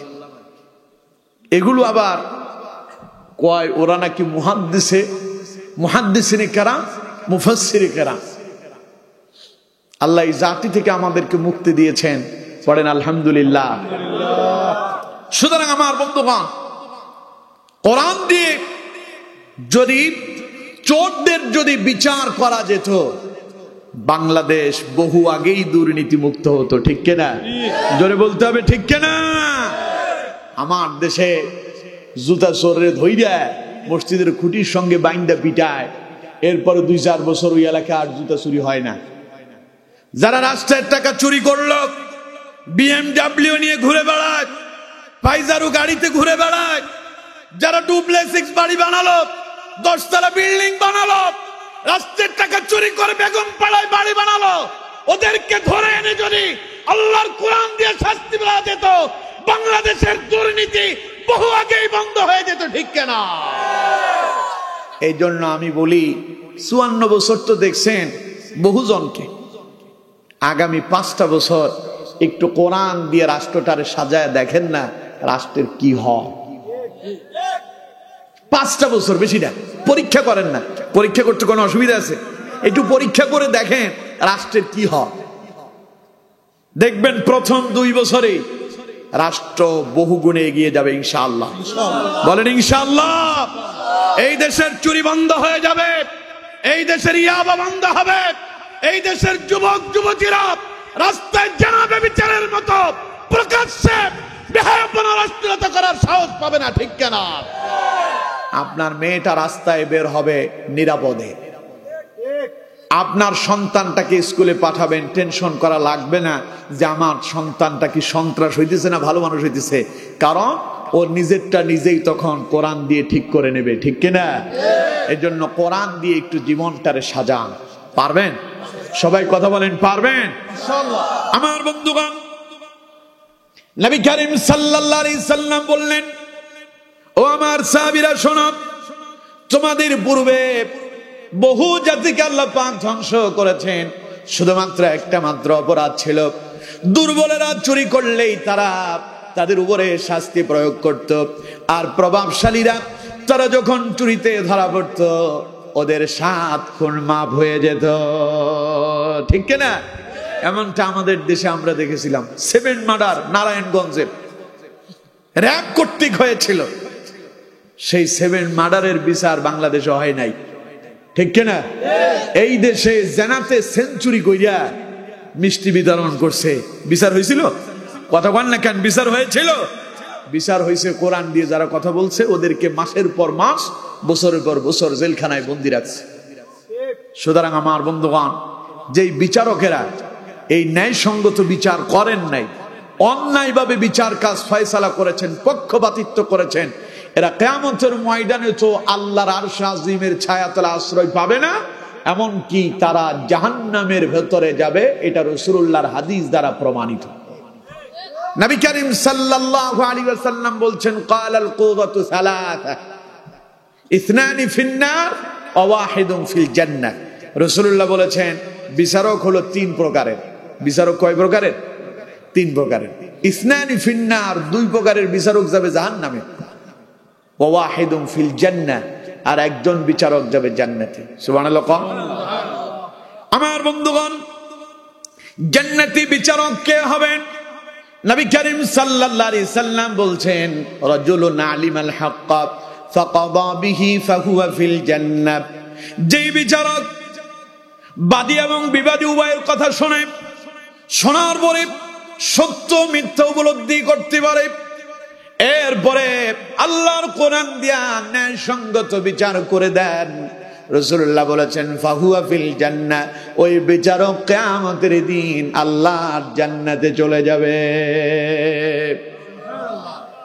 আর বাকি আরো 2 প্রকারের বিচারক আছে, এরা হলো জাহান্নামী। তারা কারা?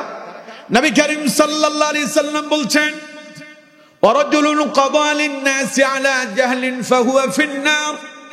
ওই বিচারক হলো জাহান্নামী বিচারক, যে বিচারক বাদী এবং বিবাদী উভয়ের কথা শোনে, শোনার পরে সত্য মিথ্যা উপলব্ধি করতে পারে না, না বুঝার পরেও মূর্খ বিচারক একদিকে একটা রায় দিয়ে দেয়, এরকম বিচারকও আছে না নাই? ওই যে একটা ধরা পড়ছিল পালানোর সময়, কি না? হায় হায়, পতনের 2 দিন আগে টেলিভিশনের টক শোতে এক উপস্থাপিকাকে নাজেহাল বানায়া দিল, আর গোটা বাংলাদেশের সব নাকি রাজাকার বলছিল না? কথা কয় না কেন? বলছিল না? আবার খুব গর্বের সাথে অহংকার করে বলেছিল, এই দেশের সবচাইতে বড় রাজাকার সাইদিকে আমি মৃত্যুদণ্ডের আদেশ শুনিয়েছি। নাউজুবিল্লাহ পড়ে। আল্লাহ কয়, খুব অহংকার করতেছিস না? আমার কোরআনের একজন পাখিকে ফাঁসির আদেশ শোনালি, খুব অহংকার করতেছিস? আল্লাহকে অপেক্ষা কর, কয়েকদিন পরে এর প্রতিফল দেখতে পাবি। 2 দিনের মাথায় সেই বিচারক যিনি খুব অহংকার করে বললেন গোটা বাংলাদেশের সব রাজাকার, খালি তারাই মুক্তিযোদ্ধা, আল্লাহ কয় অপেক্ষা কর, এমন জায়গায় তোর ধর্ম সিস্টেম করে তোর সিস্টেম মতো গেলে দেব। কোন জিনিসটার যে গালছে তা আর বলা যাবে না। আমার বন্ধুগণ, গত 2 দিন আগেও যিনি এসিতে ঘুমাতেন, 10 তলা বিল্ডিং এ থাকতেন, 2 দিন পরে যিনি তাকে কলাপাতার বিছানায় শোয়া দিলেন, তিনি কে? আল্লাহ। আরো জোরে বলেন। এই জন্য আল্লাহ বলছেন, আলাইসাল্লাহু বিআহকামি হাকিমিন। আল্লাহ হলেন বিচারকেরও শ্রেষ্ঠ বিচারক। সুবহানাল্লাহ কয় না? সুতরাং আমার বন্ধুগণ, আল্লাহ কয়, আমি আল্লাহ ধরি না, ধরলে কিন্তু ছাড়ি না। সারা জীবন টুপি আর দাড়ি দেখলেই রাজাকার বলছিল, আর টুপি দাড়ি দেখলেই বলতো ধর্ম ব্যবসায়ী। এখন পালানোর জন্য তারা ধর্মকেই ব্যবহার করেছিল, ঠিক কিনা? ওই শয়তান পালানোর সময় মাথায় টুপিও ছিল, মুখে কিছুটা দাড়ি দাড়িও গজাইছে, মনে করছে যে বেঁচে যাবে। আসলে ওরাই ছিল ধর্ম ব্যবসায়ী, ঠিক কিনা?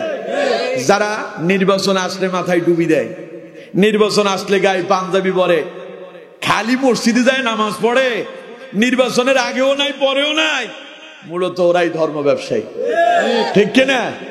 আর ওরা আমাদেরকে বলে আমরা নাকি ধর্ম ব্যবসায়ী। আমি ওদের কথা শুনে মাঝে মধ্যে চিন্তা করি, পাগল সব গাছে গাছে। আবার মাঝে মধ্যে চিন্তা করি, শীতকাল এলে তো কিছু মানুষ এরকম পাগল হয়। তাই আমি তাদেরকে বলি, যারা ধর্মকে ধর্ম ব্যবসা বলে, ইসলামিক দলকে ধর্ম ব্যবসায়ী বলে চালাতে চান, আলেমদেরকে ধর্ম ব্যবসায়ী বলতে চান, বোঝা যায় আপনার শীতকালীন রোগ হইছে, মাথা নষ্ট হইছে, তাড়াতাড়ি পাবনায় যান, তাড়াতাড়ি পাবনায় মেন্টাল হসপিটালে গিয়ে অ্যাডমিশন নিয়ে ভর্তি হয়ে যান, চিকিৎসা নিয়ে আসেন, না হলে আপনার অবস্থাও তাদের মতোই হতে পারে। আল্লাহ বুঝার তৌফিক দেন। কথা বুঝতে পারছেন তো? আমার বন্ধুগণ, আসলে মূলত ওনারা এই ধর্মটাকে ধর্ম ব্যবসা হিসেবে ব্যবহার করে নির্বাচন এলে পরে। এখন পালানোর জন্য মাথায় টুপি দিল, মুখে দাড়ি দিয়েও পালাতে চাইলো। আল্লাহ কয়, এখন আর তোর কাম হবে না। কারণ ফেরাউন যখন মরতে গেল, সমুদ্রের ভিতর ডুবে ছুবে মরতেছিল, তখন ও বলতে চাইছিল, আমি বনি ইসরাইলের রবের প্রতি ঈমান আনতে চাই। আল্লাহ কয়, জিবরাইল তাড়াতাড়ি ওর মুখের ভিতরে কাদা ঢুকায় দেয়, এই শয়তানের মুখ দিয়ে এমন কথা আমি আর শুনতে চাই না। এখন পালানোর সময় টুপি আর মুখে দাড়ি দিয়ে পালাতে চায়। আল্লাহ কয়, এই বিজিবিরা কই রে, বর্ডারে তাড়াতাড়ি পাহারা বসা, ওই শয়তান পালাতে চায়, ও তো এখন নেক সুরত ধরছে, ওরে তাড়াতাড়ি ধর, ওরে জেলখানায় ঢুকা। ও আমার কোরআনের পাখির বিরুদ্ধে মামলা দিয়েছে, আমার কোরআনের পাখির বিরুদ্ধে ফাঁসির আদেশ শুনিয়েছে, ওরে জেলখানায় ঢুকা, ও যেন পালাতে না পারে, ঠিক কিনা? আল্লাহ কেমনে ধরছে দেখছেন? গলাতে ছিল একখান গামছা। বিজিবি যখন তারে ধরছে, মনে হয় যে গরুরে টান দিয়া নিয়ে যাচ্ছে। বিজিবি জিজ্ঞাসা করতেছে, আপনি কে? কয় যে আমি সাবেক বিচারপতি শামসুদ্দিন চৌধুরী মানিক। এই কথা বলার পরে বিজিবি বলতেছে যে তারে ধরছে আর কি, গলা চেপে ধরছে, তুই নি মানিক কে? ঠিক কিনা? কথাটা এমন ছিল না? এবার কন্ত দেখি বিচারকের আসনে বৈশা যদি হক বিচার যদি না করে, ন্যায় সঙ্গত বিচার যদি না করে, ওদেরকে জমিনে যিনি অপমান অপদস্থ করে দেন তিনি কে? আরো জোরে বলেন তিনি কে? সুতরাং এরাই হলো তারা যারা হকও বুঝে না, সঠিকটাও বুঝতে পারে না, বাদীর কথা বিবাদীর কথা শুনে বুঝতে পারে না, একটা রায় দিয়ে দিল। আল্লাহ রসুল বলছেন ওয়ারাজুলুন কাদা লিন-নাসি আলা জাহলিন, এগুলো হলো মূর্খ বিচারক, ফাহুয়া ফিন্নার, এটা যাবে জাহান্নামে। তাইলে আরো একজন আছে জাহান্নামী বিচারক, কয়জন হবে? দুই প্রকারের আছে। আরেকটা নবী করিম সাল্লাল্লাহু আলাইহি সাল্লাম বলছেন দ্বিতীয় নাম্বার ওই বিচারক জাহান্নামে যাবে যেই বিচারক বাদী এবং বিবাদী উভয়ের কথা শোনে, শোনার পরে সত্য এবং মিথ্যা দুইটাই বুঝতে পারে, কিন্তু এরপরেও সত্যটাকে গোপন রাখে, স্বজন প্রীতি কইরা কিছু পয়সার বিনিময় অথবা কাউকে খুশি করার জন্য সিস্টেম কইরা অন্যের পক্ষে রায় দিয়ে দেয়। যিনি যার পক্ষে রায় দেওয়ার কথা ছিল, ন্যায় সঙ্গত বিচার করলো না, নবী করিম সাল্লাল্লাহু আলাইহি সাল্লাম বলেন ওই বিচারক হলো জাহান্নামী বিচারক। এই রকমের বিচারক সমাজেও কিছু আছে না নাই? সমাজপতি কিছু আছে যাদেরকে পঞ্চায়েত বলে। আপনাদের এদিকে কি বলে? পঞ্চায়েত। এমন কিছু পঞ্চায়েত আছে রাত্রিবেলা এক কাপ চা খাওয়াই দিলে সকালবেলা রায় অন্যদিকে চলে যায়। ঠিক কিনা? ধরা পড়ছে ছেলে থাকে বিদেশে, বউ থাকে বাড়িতে, রাত্রিবেলায় পরকীয়া ধরা পড়ছে, অন্য পর পুরুষের সঙ্গে মহিলা জানাতে লিপ্ত হয়েছে। এখন যার বউ জানাতে লিপ্ত হলো তারে ধরলো, ছেলেটারেও ধরছে। এলাকার পঞ্চায়েত দেখলো যেই ছেলেটা অপরাধ করছে উনি ওনার চাচাতো ভাইয়ের, খালাতো ভাইয়ের, মামাতো ভাইয়ের, ফুফাতো ভাইয়ের ছেলে। কি করা যায়? এখন তিনি তো এলাকার মাতব্বর, আশেপাশে যারা আছে ওদেরকে বলতেছে যা আমার হয়েছে মান সম্মানের ব্যাপার স্যাপার, বিয়ে পড়াই দাও। ঠিক কিনা? তাড়াতাড়ি ইমাম সাহেবরে ডাকে আনো, বিয়ের ব্যবস্থা করে দাও, তাইলে মান সম্মান কিছুটা হইলেও বাঁচবে। এরকমও আছে না নাই? আরো জোরে বলেন আছে না নাই? অথচ কোরআনুল কারীমে আল্লাহ তাআলা বলছেন আয-যানিয়াতু ওয়াজ-যানি ফাজলিদু কুল্লা ওয়াহিদিন মিনহুমা মিআতা জালদা।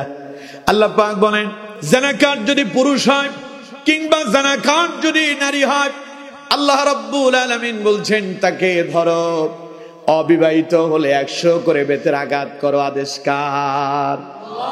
আর ওই যে পঞ্চায়েত রাতের আধারে ইমাম সাহেব ডেকে বিয়া পড়ায়া দিল, কাজটাকে কোরআন সম্মত হলো না, কোরআনের বিপক্ষে গেল। কোরআনের পক্ষে না বিপক্ষে? এখন এই জাতের কিছু সমাজপতি আমাদের দেশে আছে না নাই?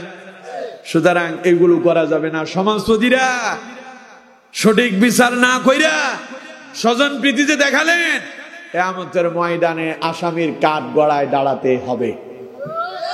এই জন্য ফিরে আসুন আল্লাহর কোরআনের দিকে, ফিরে আসুন ইসলামের দিকে, ন্যায় সঙ্গত ভাবে বিচার কাজ ফয়সালা করুন। আল্লাহ আমাদেরকে তৌফিক প্রদান করেন। পড়েন আমিন। আর জোরে পড়েন আমিন। আমার বন্ধুগণ, তো বলছিলাম নবী করিম সাল্লাল্লাহু আলাইহি সাল্লাম বলছেন সাবআতু ইউযিল্লুহুমুল্লাহু ফি যিল্লিহি ইয়াওমা লা যিল্লা ইল্লা যিল্লুহ। কিয়ামতের ময়দানে 7 শ্রেণীর মানুষদেরকে আল্লাহ পাক তার আরশ আজিমের ছায়া তলে আশ্রয় দেবেন, যেই দিন আল্লাহ পাকের আরশ আজিমের ছায়া ছাড়া আর কোনো ছায়া থাকবে না। তার ভিতরে 1 নাম্বার ইমামুল আদিল, ন্যায়পরায়ণ শাসক যিনি হবেন, বিচারক যিনি হবেন, তিনি আল্লাহ পাকের আরশ আজিমের ছায়া তলে আশ্রয় পাবেন। এখন আপনারা অনেকে বলবেন হুজুর তাইলে তো এই ওয়াজ তো বিচারকদের জন্য, আমাদের জন্য না। আপনাদের জন্য নাই। আপনারা প্রত্যেকের জায়গা থেকে দায়িত্বশীল। এই কথা নবী করিম সাল্লাল্লাহু আলাইহি সাল্লাম বলছেন এবং আল্লাহ রাব্বুল আলামিন কোরআনেও বলেছেন। সুবহানাল্লাহ কয় না কেন? আমার বন্ধুগণ, আল্লাহ তাআলা বলছেন ওয়া ইয ক্বালা রাব্বুকা লিল মালাইকাতি ইন্নী জাইলুন ফিল আরদি খলিফা। খলিফা মানে কি? প্রতিনিধি। খলিফা মানে কি?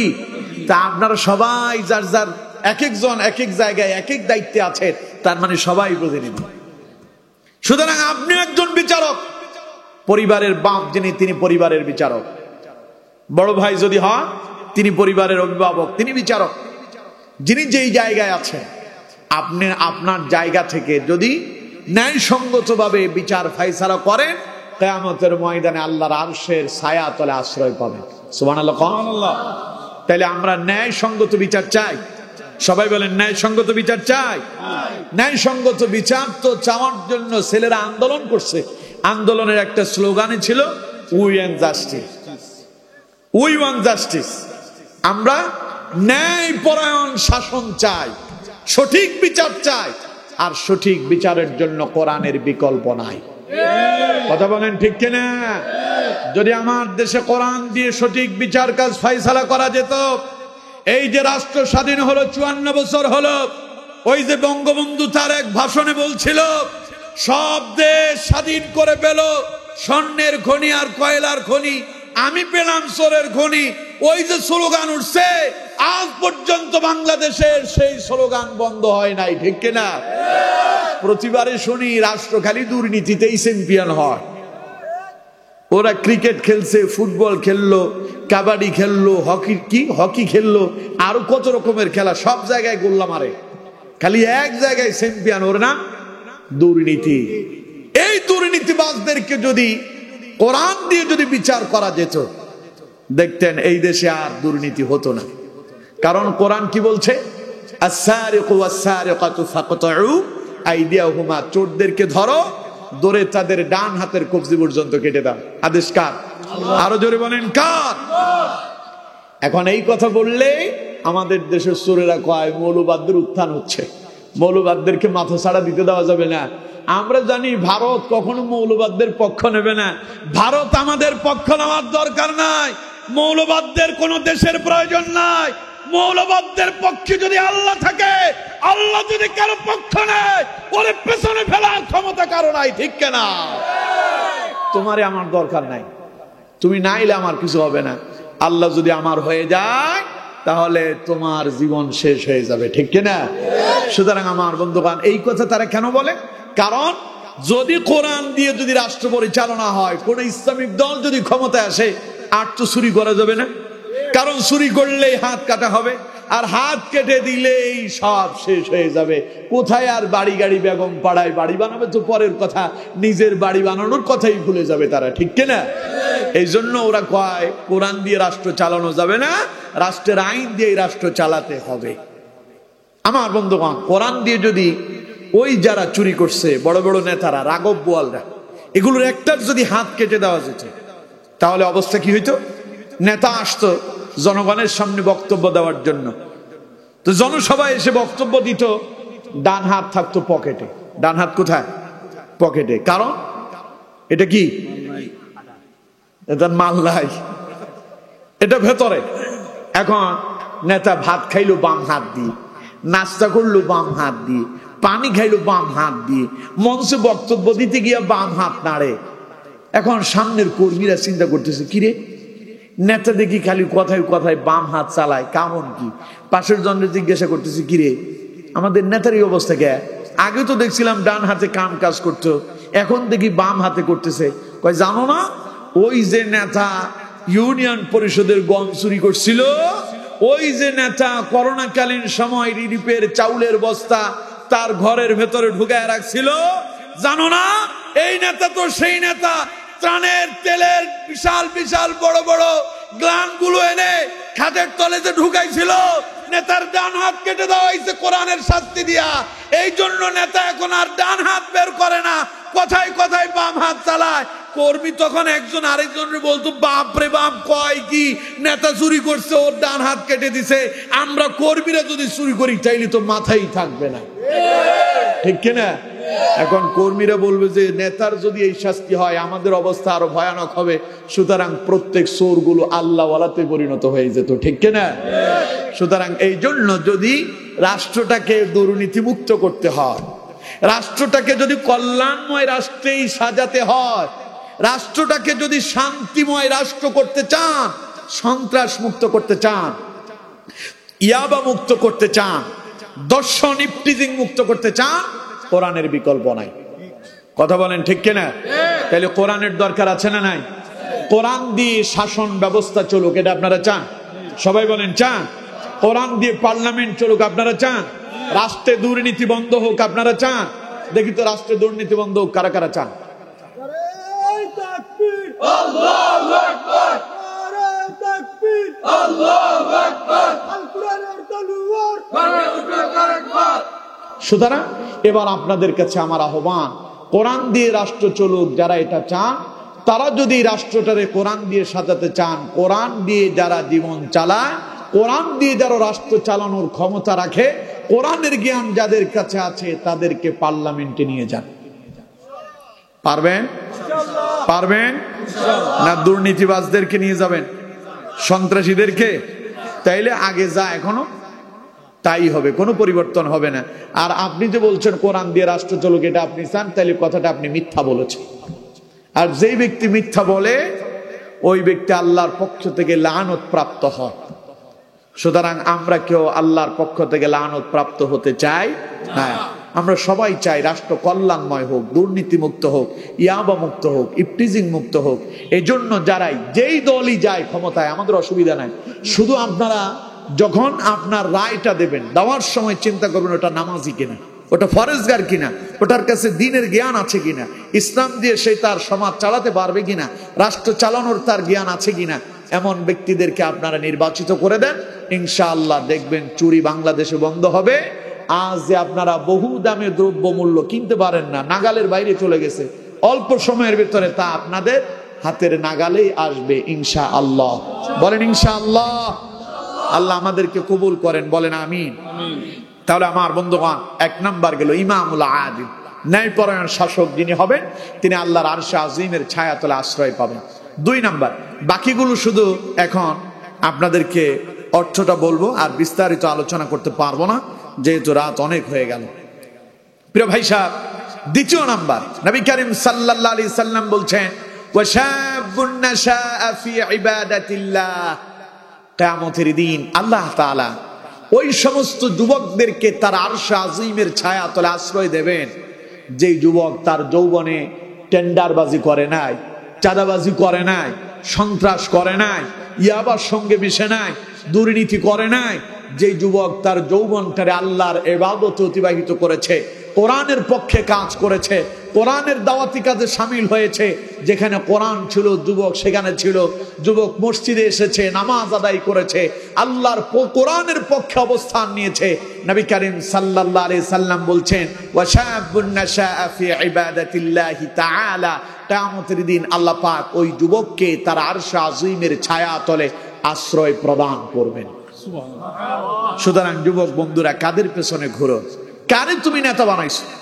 যেই নেতা তোমার ইয়াবা খাওয়া শেখায়, যেই নেতা তোমার সন্ত্রাস কেমনে করতে হয় তা শেখায়, যেই নেতা তোমার দুর্নীতি শেখায়, যেই নেতা তোমার বোম বানানো শেখায়, যেই নেতা তোমার দিয়ে অগ্নি সংযোগ করে, যেই নেতা তোমার দিয়ে অন্যের বাড়িঘর ভাঙচুর করে, যেই নেতা তোমার দিয়ে সন্ত্রাস বানালো, নামাজ থেকে বিরত করলো, মা বাবার দুশ্মনে তোমার রূপান্তরিত করলো, মানুষের শত্রুতে রূপান্তরিত করলো, ওটা নেতা নয়, ওটা তোমার কাছে নেতা নামের ছাতা মাথা, ওটাও জাহান্নামে যাবে, তোমাকেও জাহান্নামে পৌঁছায় দেবে, ঠিক কিনা?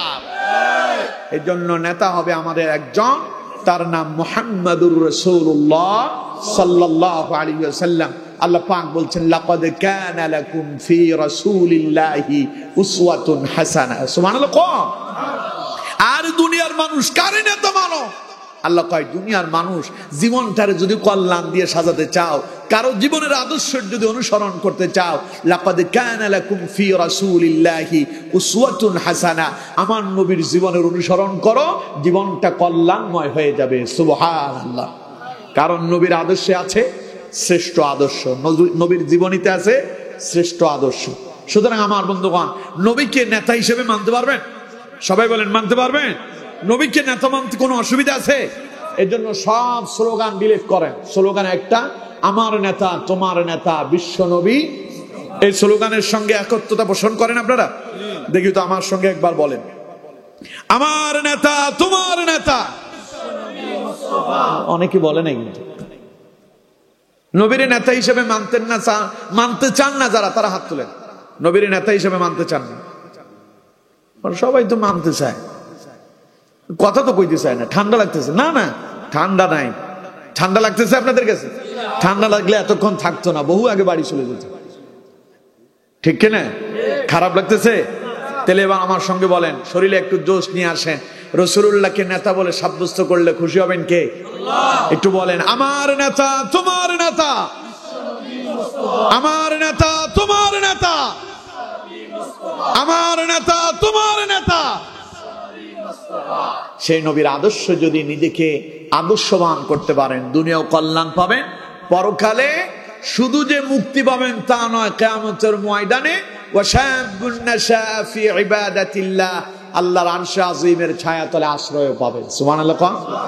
তাহলে যুবক বন্ধুরা, যেই লোক তোমার সন্ত্রাসের দিকে ডাকে, ইয়াবার দিকে ডাকে, যেই নেতা তোমাকে দিয়ে অপকর্ম করাতে চায়, সেই নেতার পেছনে যাওয়া যাবে না। যেই নেতা তোমার কোরআনের দিকে ডাকে, কোরআন দিয়ে তোমার জীবন চালাতে বলে, রাসূলুল্লাহর আদর্শ দিয়ে জীবন গড়তে বলে, সেই নেতার অনুসরণ করতে হবে। পারবো তো ইনশাআল্লাহ? আল্লাহ তৌফিক দান করেন, বলেন আমিন। গেল কয়টা? দুইটা। 3 নাম্বার, নবী করিম সাল্লাল্লাহু আলাইহি সাল্লাম বলছেন, ওয়ারাজুলুন কলবুহু মুআল্লাকুন ফিল মাসাজিদ। কিয়ামতের দিন আল্লাহ রাব্বুল আলামিন 3 নাম্বার তার ওই বান্দাকে তার আরশে আযীমের ছায়া তলে আশ্রয় দান করবেন, যার অন্তরের মহব্বত ভালোবাসা ছিল আল্লাহর ঘর মসজিদের সাথে। সুবহানাল্লাহ।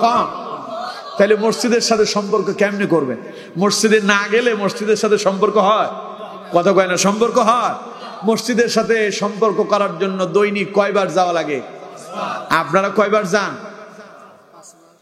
সপ্তাহে একবার। ঠিক কিনা? তাও আবার কেউ কেউ সপ্তাহে একবারও যাইতে পারে না। এই জাতীয় কিছু আছে না নাই? জোরে বলতে হবে, আছে না নাই? না, এটা হবে না। মনে করেন আপনি, এটা বোঝানোর জন্য বলতেছি আর কি, প্রেম প্রীতি ভালোবাসা আমাদের দেশের ছেলেরা করে না? এটা কি হালাল না হারাম? সবাই বলেন, হালাল না হারাম? বিবাহ বহির্ভূত অবৈধ রিলেশন, এগুলো ইসলাম করেছে হারাম। ইসলাম কি করেছে? ভালোবাসা হবে বিবাহের পরে স্বামী এবং স্ত্রীর মাঝে, ওইটা হালাল। ওইটা কি? এখন নিজের স্ত্রীর সাথে তার প্রেম ভালোবাসা হয় না, পাশের বাড়ির ভাবির সাথে, বন্ধুর বউয়ের সাথে, ওনার কথায় কথায়, অফিসে গেলেও ফোন, খেতে গেলেও ফোন, বাইর হইলেও ফোন, খালি কল। ভাবি, আপনাদের এখানকার ভাষায় কেমনি কয়? হ্যাঁ, ঠিক আছে। ভাবি কেমন আছেন? ঠিক কিনা? ভাবি ছাড়া তার পেটের ভাতই হজম হয় না। এই জাতের কিছু লোকও আছে না নাই? আরো জোরে বলেন, আছে না নাই? এগুলো করা যাবে না, এগুলো করা যাবে না। নিজের বউরে ফোন দিয়ে জিজ্ঞাসা করে না দুপুর বেলার খাবারটা খাইছো, এই খবর বউরটা নেয় না, ভাবিরটা নেয়। আস্তাগফিরুল্লাহ আল আযীম। আল্লাহ হেদায়েত দান করেন, বলেন আমিন। আমার বন্ধুগণ, এখন এক ছেলে এক মেয়েরে খুব ভালোবাসে, এটা উদাহরণ দেওয়ার জন্য বলছি, খুব ভালোবাসে। সকালবেলা ঘুম থেকে উঠাই মোবাইলে ঢুকা, হ্যালো সকিনা, কেমন আছো তুমি? সকিনা কয়, আমি খুব ভালো আছি, তুমি কেমন আছো? এই গেল একটা সকালবেলা ঘুম থেকে উঠা। নাস্তা পানি খাইছো? খাইছি। তুমি খাইছো? খাইছি। খুব কথাবার্তা হইলো, লাইন কেটে দিল। ঘুম থেকে উঠছে, এবার আইসা কিছুক্ষণ পরে সে তার কাজে বের হবে, অথবা স্কুলে যাবে, কলেজে যাবে। তার আগে আবার, হ্যাঁ বের হইছো? হ্যাঁ বের হচ্ছি। ঠিক আছে, তাহলে ওই অমুক জায়গায় 3 রাস্তার মাথায় আমি আসতেছি, দাঁড়াও, অপেক্ষা করো। আবার কথা হইছে, যাই এবার স্কুলে গেল দুইজন। স্কুল থেকে আইসা আবার ফোন, হ্যাঁ সকিনা বাড়ি যাই বসছো? হ্যাঁ পৌঁছাইছি। ঠিক আছে, আবার আবার খাবারের সময়, খাবার খাইছো? বিকেল বেলা আবার, রাত্রে ঘুমানোর আগে আগে আবার। যত কথা বলে তত মোহাব্বত বাড়ে। ঠিক কিনা? কতক্ষণ? ঠিক কিনা? আজকে কথা কয়ে 1 সপ্তাহ কথা না বললে মোহাব্বত কি বাড়বে? কথা কয় না, মোহাব্বত বাড়বে। তাহলে 1 সপ্তাহ যদি দূর হয়, মোহাব্বত আস্তে আস্তে দূরে সরে যাবে। এজন্য যত বেশি কথার আদান প্রদান হয় তত মোহাব্বত বাড়ে। মসজিদের সাথে কলিজার মোহাব্বত বাড়বে তখন দৈনিক 5 বার যাবেন যখন। কথা কয় না, ঠিক কিনা? আর যদি সপ্তাহে 1 দিন যান, তাইলে আপনার অন্তরে মসজিদের প্রতি ভালোবাসা আসবে না, কিয়ামতের ময়দানে আল্লাহর আরশে আজিমের ছায়াতলে আশ্রয় পাওয়ার সম্ভাবনাও থাকবে না। নবী করিম সাল্লাল্লাহু আলাইহি সাল্লাম বলছেন, ওয়ারাজুলুন কলবুহু মুআল্লাকুন ফিল মাসাজিদ, যার অন্তরের সম্পর্ক হবে মসজিদের সাথে, এক ওয়াক্ত নামাজ পড়ে এসে পরের ওয়াক্তের জন্য অপেক্ষা করে কখন আযান হবে আমি মসজিদে যাব, এমন লোকটাকেও কিয়ামতের ময়দানে আল্লাহ তার আরশে আজিমের ছায়াতলে আশ্রয় দান করবেন। কয়টা গেল? 4 নাম্বার। আল্লাহ নবী বলছেন, ওয়ারাজুলানি তাহাব্বা ফিল্লাহি ইজতামা আলাইহি ওয়া তাফাররাকা আলাইহি। নবী করিম সাল্লাল্লাহু আলাইহি সাল্লাম বলেন, ওই দুইজন ব্যক্তি যারা একজন আরেকজনকে আল্লাহর জন্য ভালোবেসেছে, আল্লাহর জন্য বন্ধুত্ব করেছে, আল্লাহর জন্য একজন আরেকজনের সঙ্গে মিলিত হয়েছে, আল্লাহকে খুশি করার জন্য বন্ধুত্বটাকে স্থায়িত্ব দিয়েছে, অর্থাৎ দুইজন মিলিত হচ্ছে আল্লাহর কোরআনের জন্য, দ্বীনের জন্য, ইসলামের জন্য।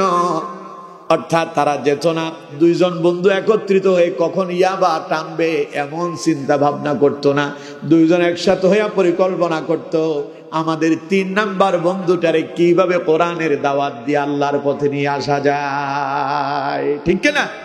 এইরকম দুইজন যদি বন্ধুত্ব হয়, দুইজন বন্ধুত্ব করেছে, একজন আরেকজনকে ভালোবাসে আল্লাহর জন্য, এক বন্ধু মসজিদে যাওয়ার সময় তার পাশের বন্ধুটারে ফোন দিয়া বলে, বন্ধু তাড়াতাড়ি আসো, জামাতের সময় আর 5 মিনিট আছে, একসঙ্গে নামাজ আদায় করব। নামাজ শেষ করে দুই বন্ধু আল্লাহর ঘরে বসে কোরআনুল কারীম একজন তিলাওয়াত করে, আরেকজনের তিলাওয়াত শোনায়, দুইজন কোরআনের ধাস করে।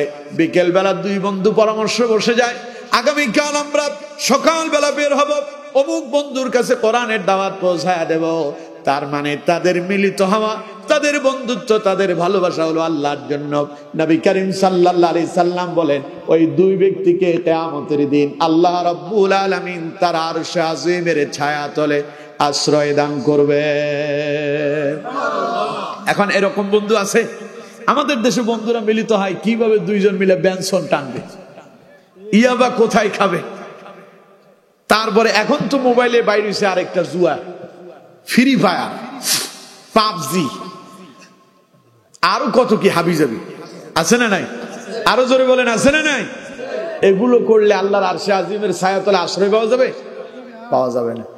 ইদানিং শুনলাম নাকি সিগারেটের উপরে নাকি বেড বাড়ায় দেওয়া হয়েছে। এখন এই দেখে সিগারেট খোররা, বিড়ি খোররা রাস্তায় নামে ওরা মিছিল করতেছে, বিড়ির দাম বাড়লো কেন? ওরা তা ইউনুসের কাছে জবাব চায়। ইউনুসের আরেকজন উপদেষ্টা বলল যে সিগারেটের দাম এই জন্য বাড়ানো হয়েছে যাতে করে সিগারেট খোরেরা আর সিগারেট না খায়।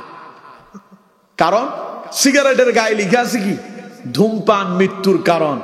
তার মানে যেই জিনিস খাইলে মরে ওই জিনিসের বিষ বলে। বিষ খায়া মানুষ মরলে যে খায়া মরে তারে কয় আত্মহত্যা করছে। আর যে আত্মহত্যা করে ও কি জান্নাতে যাবে না জাহান্নামে যাবে? তো সিগারেটের দাম বাড়ায় দিয়া তোমাদেরকে মৃত্যু থেকে বাঁচানোর জন্য চেষ্টা চালানো হচ্ছে, ঠিক কিনা? কথা বোঝা যায়? তো এখন দুই বন্ধু মিলে আবার রাস্তায় নামে ওরা স্লোগান দিতেছে, সিগারেটের দাম বাড়লো কে? ইউনুস তোর কাছে জবাব চাই। ইউনুস কয় জবাব হলো এই সিগারেট খাইয়া মরিস না, তোদেরকে বাঁচানোর জন্য দাম বাড়াইয়া দিছি, তোর আর খাইস না।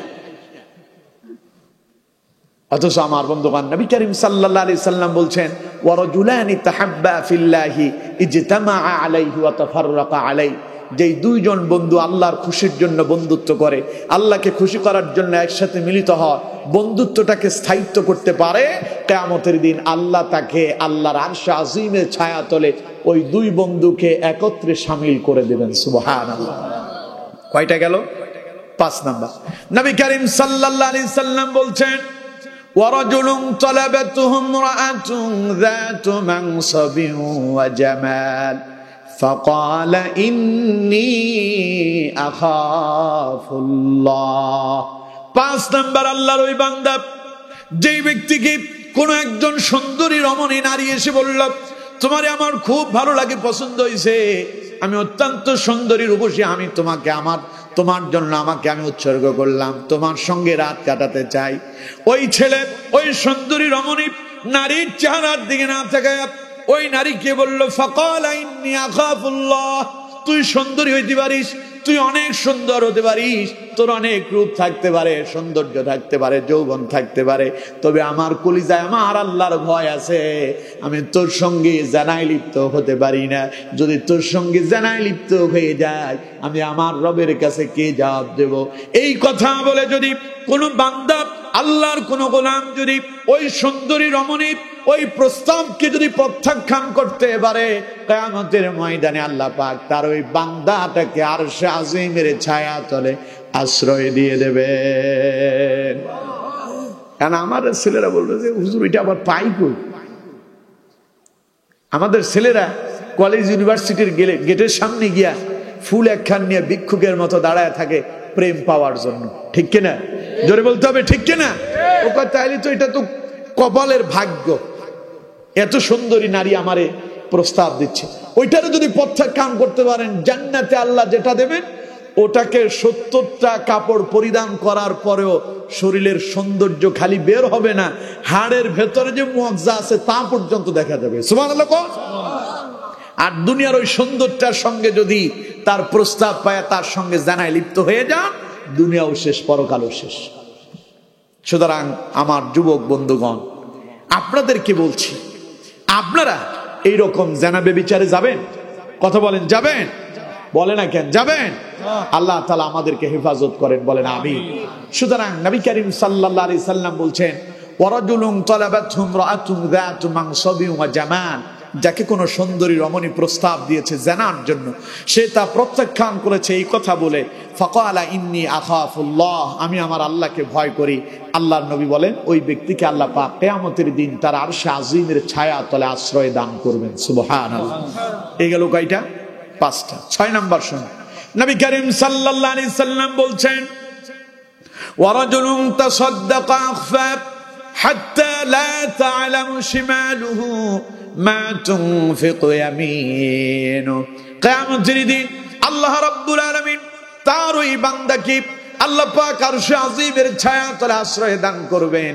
যে ব্যক্তি অত্যন্ত গোপনে আল্লাহর রাস্তায় দান করত, এত গোপনে দান করত, তার ডান হাত কি দিত বাম হাত পর্যন্ত টের পেত না। কিয়ামতের দিন আল্লাহ পাক বলবেন, আমার বান্দারে, দুনিয়ার মানুষকে খুশি করার জন্য, মানুষকে দেখানোর জন্য তুই তো দান করিস নাই, গোপনে গোপনে দিয়ে আমি আল্লাহরে খুশি করছস। আজ কিয়ামতের ময়দানে আমি আল্লাহ রাব্বুল আলামিন তোর উপরে খুশি হয়ে গেলাম বান্দা, আমি আল্লাহ তোরে আমার আরশে আজিমের ছায়া তলে আশ্রয় দিয়ে দিলাম।